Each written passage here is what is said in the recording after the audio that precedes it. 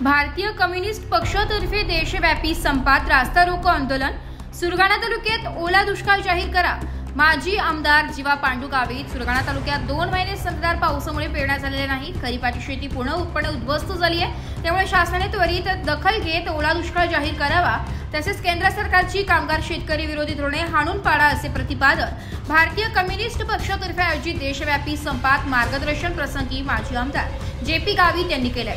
यावेळी उंबरठाण रस्त्यावर नूतन पोलीस ठाणे इमारतीजवळ रास्ता रोको आंदोलन करण्यात आलं। या आंदोलनात सुभाष चौधरी, जनार्दन भोये, भिका राठोड, उत्तम कडू, विजय घांगळे, चंद्रकांत वाघेरे, भास्कर जाधव, संजय पवार, सुभाष भोये, भरत पवार, श्याम पवार, अंगणवाडी संघटना अध्यक्ष मंजुळा गावित, परशुराम गावित अशा स्वयंसेविका प्रमुख बेबी गवळी, मंजुळा धूम सह तालुक्यातील सरपंच, कामगार, शेतकरी सहभागी झाले होते।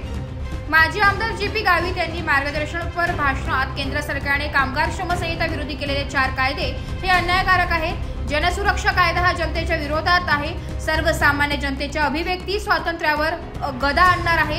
या कायद्याने अभिव्यक्ती स्वातंत्र्य हिरावून घेतले आहे अशी टीका त्यांनी केली। या संपात कृषी विभाग, पाणी पुरवठा, जलजीवन मिशन, सार्वजनिक बांधकाम, शिक्षण, आरोग्य, एकात्मिक बाल विकास योजना, कळवण प्रकल्प कार्यालय, आदिवासी विकास योजना या बाबतीत अधिकारी यांनी आपल्याला विभागाची माहिती संपर्कांना दिली आहे। 5 मे पासून पावसाची संततधार सुरू आहे। तलाठी कृषी सहाय्यकाने पेरणीचे क्षेत्र सर्वेक्षण करावे।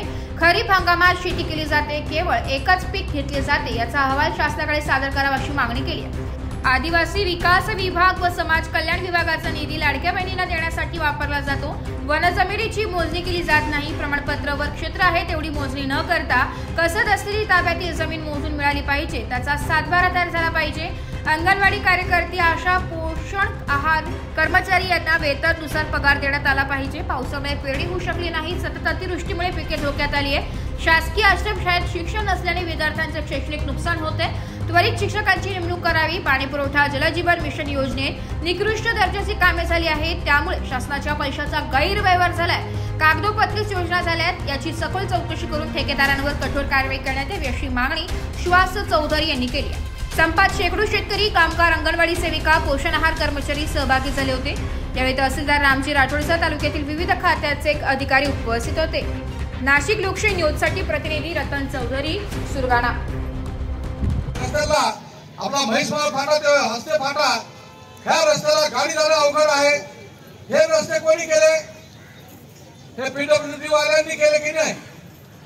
त्याने इंजिनियर लोकांच्या देखरेखीखाली हे रस्ते झाले। ठेकेदारांनी ते नफा कमवण्यासाठी कसे तरी केले, म्हणजे दुष्काळ आहे तिथं, परंतु ह्या गावांची योजना अद्यापर्यंत पुरी झाली नाही। अनेक योजनांचे पैसे हे पूर्ण काढून घेतलेले आहेत, परंतु लोकांना प्यायला पाणी मिळत नाही। अनेक गावामध्ये टाक्या बनवल्या।